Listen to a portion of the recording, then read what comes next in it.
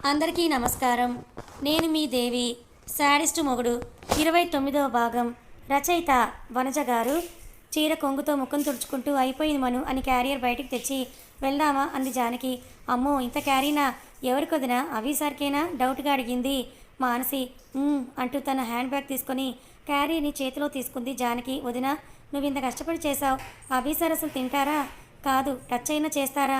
మళ్ళీ ఏం మాయ చేయాలో స్కూటీని స్టార్ట్ చేస్తూ అడిగింది మానసి. మాయ అవసరం లేదు, మంత్రం అవసరం లేదు మను. చూద్దులే ఎలా తింటాడో, ఎలా తినేలా చేస్తానో అని నవ్వుతూ వెనక్కి కూర్చొని ఆఫీస్కి బయలుదేరిన జానకి. ఆఫీస్ స్టాఫ్ అంతా అలాగే చూస్తున్నారు జానకి వైపు. ఎప్పుడూ మౌనంగా ఉండే మేడం ఇప్పుడు ఎవరు విష్ చేస్తున్నా కూడా చిరునవ్వుతో రిటర్న్ విష్ చేస్తూ ఉంటే కానీ జానకి ఆనందం చూసి నిప్పుల మీద కూర్చున్న ఫీలింగ్ కలుగుతూ ఉండడంతో రెస్ట్ రూమ్స్కి వెళ్ళి అజిత్కి కాల్ చేసింది నిషిక. హలో సార్, ఏంటి పొద్దున్నే కాల్ చేశావు అని అడిగాడు విసుక్కుంటూ అజిత్. అది సార్, మీకోసం ఒక ఇంపార్టెంట్ విషయం చెప్దామని. అంత ముఖ్యమైన విషయం ఏంటి? అది కూడా ఇంత పొద్దున్నే? అది సార్, ఆ జానకి. ఏయ్, జానకి అని పేరు పెట్టి పిలిచావంటే నీ నాలుక చీరేస్తాను. తనని మేడం అని పిలు, అర్థమైందా? సుత్తి ఆపి అసలు మ్యాటర్కి రా. నాలాంటి అందమైన అమ్మాయిని విసుక్కోవడానికి ఇతనికి నోరెలా వచ్చిందబ్బా? ఏదో డబ్బులు ఇస్తున్నాడు కాబట్టి ఇలా అని అనుకుంటూ నోట్లోనే. అది అజిత్ సార్, జానకి మేడం ఈరోజు ఎందుకో చాలా హ్యాపీగా ఉన్నారు. ఎప్పుడూ డల్గా ఏదో పోగొట్టుకునే దానిలాగా ఉండేవారు. ఈరోజు నవ్వుతూ స్టాఫ్కి రిటర్న్ విష్ కూడా చేస్తున్నారు సార్ అని నిష్క చెప్పగానే జానకితో పాటు అభిని కూడా వాచ్ చేస్తూ ఉండు, అర్థమైందా అని చెప్పి కాల్ కట్ చేశాడు అజిత్. జానకి, మై డియర్ జాను, బాగా ధైర్యం పెంచుకున్నట్టున్నావు. దాన్ని నాశనం చేయడం నాకు చిటికలో పని అని అనుకుంటూ క్రూరంగా నవ్వుతూ సిగరెట్ని ఒక పఫ్ గుండెల నిండుగా పీల్చాడు అజిత్. జానకి వచ్చేసరికి అభి ఇంకా రాకపోవడంతో తను తెచ్చిన క్యారేజీని పర్సనల్ రూమ్లో పెట్టేసి తన ప్లేస్లోకి వెళ్ళి కూర్చుంది జానకి. 10 నిమిషాలకి రానే వచ్చాడు మన రాముడు. గుడ్ మార్నింగ్ రామ్, నవ్వుతూ విష్ చేసింది జానకి అతన్ని కళ్ళని పైకెత్తి చూస్తూ. మొహాన్ని అదుపులో పెట్టి అని తన సీట్ దగ్గరికి వెళ్ళిపోయాడు అభి. రోజులాగా సైలెంట్గా అభి పిలిచినప్పుడు మాత్రమే వచ్చి వర్క్ చేసే జానకి అభి వచ్చి కూర్చోగానే 5 నిమిషాలకే ఒకసారి వచ్చి ఆ ఫైల్ ఈ ఫైల్ అని అంటూ అభి దగ్గరికి వస్తూ ఉంటే అక్కడ ఇక్కడ సిగ్నేచర్స్ కావాలని గలగలా మాట్లాడుతూ ఉంది. లంచ్ టైంకి టిఫిన్ టైంకి మధ్యలో, అంటే టైం ఒక 11 వేసుకోండి. రామ్ పిలిచింది జానకి ఫైల్స్ మీద పెన్తో తిప్పుతూ. ఆ పిలుపు ఎక్కడ బలంగా ఒక నరాన్ని నొక్కడంతో ఇంకా బలంగా ఫాస్ట్గా ల్యాప్టాప్లోని కీస్ని నొక్కుతున్నాడు అభి. మరోసారి రామ్ అని పిలిచింది జానకి. అయినా అభి పలకలేదు. అలాగే ఒక 5-6 సార్లు పిలిచాక సార్ అని సాగదీస్తూ వాట్ అన్నాడు అభి చిరాగ్గా. నో, నేను చెప్పను. ఎంతసేపు పిలిస్తే పలకకుండా ఇప్పుడు పలుకుతావా అంది. గో టు హెల్ అని అరిచి సింగిల్ లెగ్తో చైర్ని పుష్ చేసి లేచి నిల్చున్నాడు. ఆ సౌండ్కి కొంపదీసి అబ్బాయి గారికి కోపం ఏమైనా వచ్చిందేమో అని హడావిడిగా అభి దగ్గరికి వెళ్ళింది జానకి. ఆమె రావడమే జానకిని చేయి పట్టి లాగాడు అభి. అభికి ఇంచు దూరంలో ఆగి కంగారుగా చూసింది జానకి. ఏంటి ఈ మధ్య తెగ ధైర్యం వచ్చేసినట్టుంది నీకు అన్నాడు అభి జానకి కళ్ళలోకి సూటిగా చూస్తూ. ఏంటో ఇంతకు ముందర ఏడుస్తూ ఉంటే అందరూ ఏంటి ఈ జానకి ఎప్పుడు ఏడుస్తుంది అని అనేవారు. ఇప్పుడు ధైర్యంగా మాట్లాడుతుంటే మాత్రం తెగ ధైర్యం వచ్చేసినట్టుంది అని అంటున్నారు. ఎలా ఉన్నా కూడా ఈ సమాజం ఒక మనిషిని ఏదో ఒకటి అంటూనే ఉంటుందా రామ్? అందరినీ ఏమో కానీ నిన్ను మాత్రం అంటుందే అని జానకి చుట్టూ చేయి వేసి అన్నాడు. ఏంటో ఏమో, నిన్నటి వరకు నిన్ను మిస్ పిఏ జానకి అంటూ ఈరోజేంటి పిలుపు మారింది అంటూ ఖాళీగా ఉన్న చేతికి అభి షర్ట్ బటన్స్తో పని చెప్పి కవ్వింపుగా అడిగింది జానకి. ఒక్కసారిగా ట్రాన్స్లో నుండి బయటకు వచ్చి జానకి చుట్టూ వేసిన చేయి తీసేసి ఏంటిది, చాలా ఓవర్ చేస్తున్నావు అనిపించడం లేదా నీకు అని అడిగాడు అభి. నో రామ్, చాలా తక్కువ చేస్తున్నా అనిపిస్తోందని జానకి అనేసరికి జస్ట్ ర్యాష్ అనుకుంటూ జానకిని వదిలి క్యాబిన్ బాల్కనీలో నుండి 2 సిగరెట్స్ ఉఫ్ అని ఊది పడేస్తున్నాడు అభి. జానకి నవ్వుకుంటూ అభి చేసిన వర్క్ని సేవ్ చేసి తన సిస్టమ్ దగ్గరికి వెళ్ళిపోయింది. లంచ్ టైం అవ్వడంతో ఫ్లోర్ మొత్తం కూడా ఖాళీ అయిపోగానే జానకి పర్సనల్ రూమ్లోకి వెళ్ళి ఒక బాక్స్ మనుకి రావు గారికి ఇచ్చేసింది. అభి మాత్రం అప్పటి నుంచి క్యాబిన్లోకి రాలేదు. బాల్కనీలోనే అలాగే కౌచ్లో కూర్చొని సింగిల్గా హ్యాపీగా ఒక న్యాప్ వేసేశాడు. జానకి టేబుల్ మీద అన్నీ సర్ది అభి దగ్గరికి వెళ్ళింది. హైట్ సరిపోక కాలు చాపి కూర్చుని నిద్రపోతూ ఉన్నాడు అభి. చూస్తే లేవబుద్ధి కాలేదు జానకి.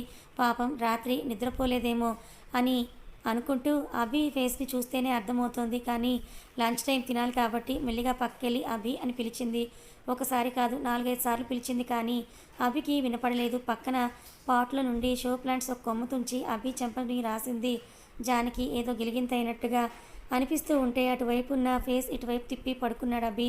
ఇంకిలా కాదని జానకి ఆ కొమ్మ సన్నగా ఉన్న పక్క ముక్కు దగ్గర పెట్టి ఇటు ఇటు తిప్పగానే తుమ్మొచ్చి ఉలికిపాటుగా నిద్రలో నుండి అభి బయటికి రాగానే జానకి కనబడి కోపంగా అభి బుసలు కొడుతూ ఉంటే, సారీ రామ్, లంచ్ టైం అయింది, అందుకే ఎలా లేపాలో తెలియక ఇలా అని అంటూ ఉండగానే మెల్లిగా పరుగందుకుంది జానకి. అప్పటికే అభి ఇంటెన్సిటీ క్యాచ్ చేస్తూ అయిపోయావే అని అంటూ అభి కూడా జానకి వెనకే పడుతూ ఉంటే, సారీ సారీ రామ్ అని అంటూ జానకి చిన్నగా పరుగు పెడుతుంటే ఇంకోవైపు గ్లాస్ ఫ్లోర్ ఉండటం ముందే గమనించిన అభి తన చేయి చాపి జానకిని లాక్కున్నాడు.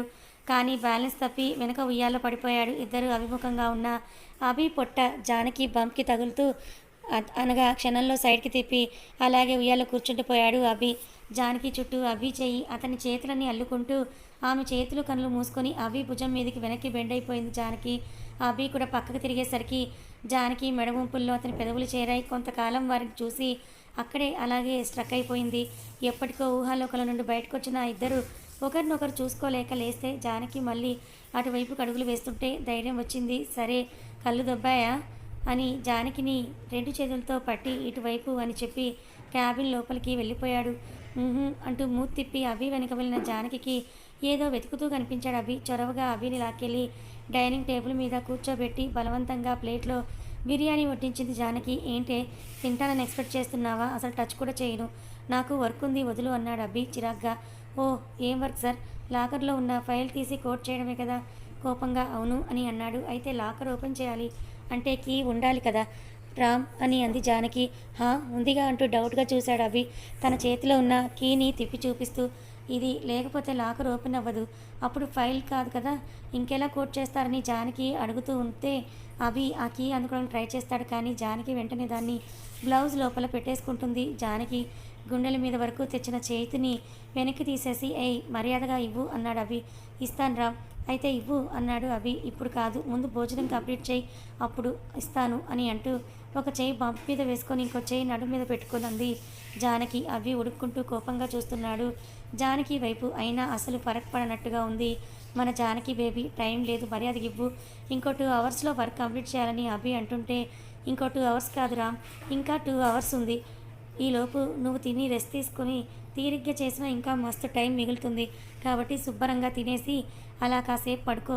అయినా నీ కెపాసిటీ గురించి నాకు తెలీదా అని అదే ఫాస్ట్తో అడిగేసరికి జానకిని చూస్తూ ఉండగానే పెర్ఫ్యూమ్ సడన్గా కొట్టినట్టు బిర్యానీ స్మెల్ ముక్కు పుటాలకు తగిలి అభిని కాస్త టెంప్ట్ చేసింది.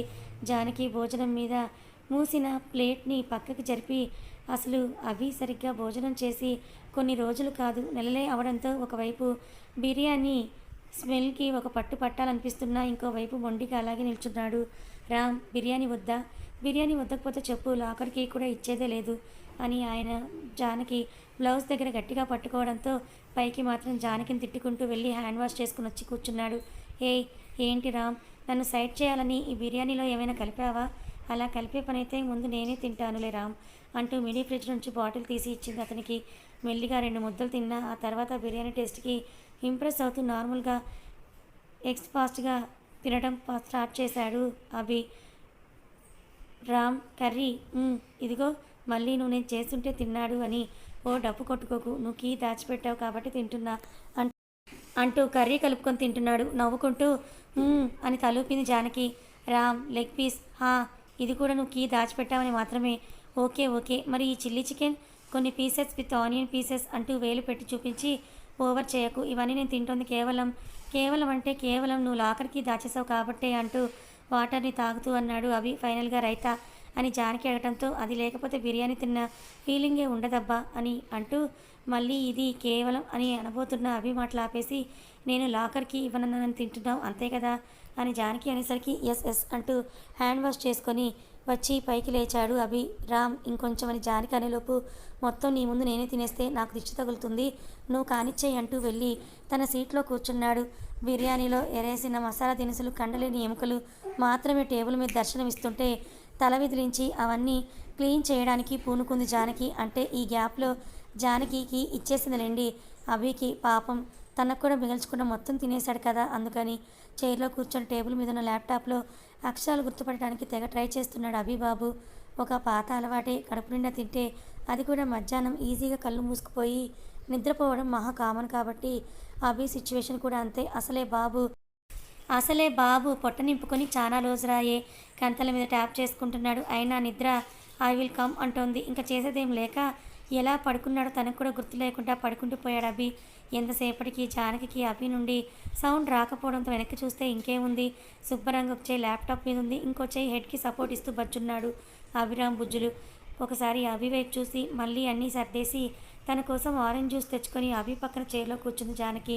ఒక్క సెకండ్ ఉంటే స్క్రీన్ ఆఫ్ అయిపోతుందనగా జానకి అవి ఆన్ చేసి కోడింగ్ కంటిన్యూ చేసింది ల్యాప్టాప్ మీద నుండి. అభి చేయి తీయగానే బ్యాలెన్స్ మిస్ అయ్యి తలని జానకి మీద వేసేసి ఇంకా డీప్ స్లీప్లోకి వెళ్ళిపోయాడు అభిబాబు. ఇంకా పట్టు కోసం జానకి భుజం మీదున్న అభి చేయి కాస్త ఆమె నడువంపుల్లో చేరేసరికి జానకిలో కలవరం. పిల్లో అనుకున్నాడేమో జానకి నడుము నలిపేస్తున్నాడు అభి. చిరుకోపంగా అభి బుగ్గకి ఒక స్లాప్ ఇచ్చి చిన్నగానే లేండి మళ్ళీ తన వర్క్లో బిజీ అయిపోయింది. తీరిగ్గా గంట కళ్ళు తెరవకుండా మెలకు వచ్చిన అభి ఇదేంటి ల్యాప్టాప్కి ఇంత సాఫ్ట్గా ఉన్నాయనుకుంటూ చూపుడు వేలు మధ్య వేలుతో ఒకసారి పొడిచినట్టుగా పొడిచి అది ల్యాప్టాప్ కాదని అర్థమయ్యి కళ్ళు తెరిచేసరికి క్యూట్ ఫేస్తో కనపడింది జానకి. ఏదో చూడకూడదు చూసినట్టుగా ఇదైపోయి సరిగ్గా కూర్చుంటూ వర్క్ చేయడం మొదలెట్టాడు అభి. పై కూసురుమంటున్నా లోపల మాత్రం వర్క్కి ఇంప్రెస్ అవుతూ జానకిని ఏమనకుండా బుద్ధిగా సబ్మిట్ చేసే టైం అయ్యాక తన బ్యాగ్ తీసుకొని ఫ్లాట్ దారి పడ్డాడు అభి. రాత్రి ఇంట్లో వదిన అభి సార్ తిన్నారా, చేసింది వదినైనా, ఇప్పుడు మీ అన్నయ్య ఎలా తినుకుని ఉంటాడు మను. అదే ఏం చేసావు వదిన, కొంపదీసి కట్టేసి నోట్లో కుక్కేసావా. అమ్మో రామ్ని కట్టేయడమే, సీరియస్గా చూస్తేనే ఆమె దూరం పారిపోతా, ఇంకా కట్టేసి నోట్లో కుక్కడం అంటే నాకు కుట్లు వేయడమే అని అంటూ బిర్యానీ రీహీట్ చేస్తూ అంది జానకి. మరి ఎలా తిన్నాడు వదిన, ఆ ట్రిక్ ఏదో నాకు చెప్తే నేను మీ అన్నయ్య మీద ప్రయోగిస్తానుగా. అసలే నేను చేసింది ఏది ఒక్క స్పూన్ కంటే ఎక్కువ ముట్టుకోవడమే లేదు ఆ కశ్యప్ అని కచ్చగా అనుకుంటుంది మాన్సి. అభి మధ్యాహ్నం చేసింది గుర్తొస్తుంటే నవ్వుకుంటూ అవన్నీ చెప్పేవి కావు మిస్ మర్దల పిల్ల. సిచ్యువేషన్ వచ్చాక ఆటోమేటిక్గా అవే వచ్చేస్తాయంటూ తను కర్డ్ రైస్ తిని బెడ్ ఎగ్గేసింది జానకి. బిర్యానీని ఇంట్లో సోఫా మీద తింటూ అవును వాళ్ళు ఇద్దరు ఇష్టపడ్డారు అనే సీరియల్లో ఎంగేజ్ అయి ఫినిష్ చేసింది మను with sounds of expressing టేస్ట్తో.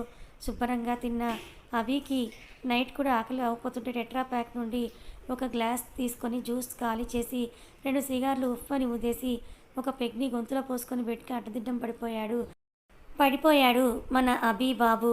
Cabin మొత్తం చిందరవందర చేసేస్తున్నాడు అభి. చూస్తుంటే ఏదో వెతుకుతున్నాడు అనిపిస్తోంది. ఇంపార్టెంట్ వర్క్ ఉండడంతో స్టాఫ్ కంటే ముందే వచ్చేసి క్యాబిన్ అల్లకల్లోలం చేస్తున్నాడు. క్యాబిన్ ఓపెన్లోనే ఉండడంతో ప్యూని అడిగింది జానకి. మేడం అభిరామ్ సార్ వచ్చి కూడా 1/2 అవర్ అవుతోంది, చాలా కోపంగా ఉన్నాడు అని చెప్పేసి వెళ్ళిపోయాడు. ఎందుకు రామెంత తొందరగా వచ్చాడబ్బా, ఈరోజు మీటింగ్స్ కూడా ఏమీ లేవే అనుకుంటూ కొంచెం ఫాస్ట్గానే వెళ్ళింది జానకి. కలర్ ఫైల్స్ అని నేలను కప్పేస్తే వాటి మీద పేపర్స్ ఇంకో కొత్త అందం ఇచ్చి అభి క్యాబిన్ని అద్భుతంగా మార్చేశాయి. రామ్ ఏంటిదంతా, దేనికోసం వెతుకుతున్నావు, వచ్చావా, ఇప్పుడు తెల్లారిందా నీకు, బాస్ కంటే 1 నిమిషం ముందే ఆఫీస్కి రావాలనే సెన్స్ లేదా నీకు హా అని జానకి మీద కసుమంటూనే ఇంకా అందాన్ని పెంచే పనిలో పడ్డాడు అభి. ఇది మరీ బాగుంది, ఊరందరికంటే ముందుగా నువ్వు వచ్చి పైగా మళ్ళీ నన్ను కూడా రావాలంటే ఎలా రామ్, పోనీ నాకేమైనా ఇన్ఫామ్ చేశారా ఈయన గారు అని తన లోపలే అనుకుంటూ ఏ ఫైల్ కోసం వెతుకుతున్నావు రామ్ అని అడిగింది. ఏ ఫైల్ కావాలి రామ్ అని అంటూ ముందుకు వచ్చి అడిగింది జానకి. పలానా బడ్జెట్ ఫైల్ అని చెప్పేసరికి వెయిట్ నేను చూస్తాను అని జానకి హ్యాండ్ బ్యాగ్ తన టేబుల్ మీద పెట్టేసి మెల్లిగా ఒక్కో ఫైల్ తీస్తూ ఉంటే జానకి తీసి పెడుతుందన్న ధైర్యంతో బాల్కనీలోకి వెళ్ళిపోయాడు అభిరామ్. జానకి అక్కడ ఉన్న అన్నీ కూడా చూస్తూ ఓ గాడ్, ఈ రామ్కి నీట్నెస్ అంటే ప్రాణం, కానీ తనే నీట్నెస్కి ఆపోజిట్ చేస్తాడనుకుంటూ అన్ని ఫైల్స్ తీస్తున్న జానకి చేతికి దొరికింది ఒక హాస్పిటల్ ఫైల్. శార్వరి హాస్పిటల్ అనే ఫైల్ మీద ఉండేసరికి కిందనే కనిపించింది తన పేరు మిసెస్ జానకి అని. కథ కొనసాగుతుంది. అభికి జానకి కడుపులో ట్విన్స్ ఉన్నారనే విషయం తెలుసు, కానీ జానకికి తెలియదు. మరి జానకికి ఆ విషయం చెప్తాడా, ఇప్పుడు ఆ ఫైల్ చూసి జానకి తెలుసుకుంటుందా లేదా, మరి తర్వాత ఏం జరగబోతోంది తెలుసుకోవాలనుకుంటే ఛానల్ని ఫాలో అవ్వండి. కథ నచ్చితే లైక్ చేయండి, మరికొంతమందికి షేర్ చేయండి. ఇలాంటి మరిన్ని మంచి కథల కోసం మన ఛానల్ని సబ్స్క్రైబ్ చేసుకోండి. Thank you so much for watching.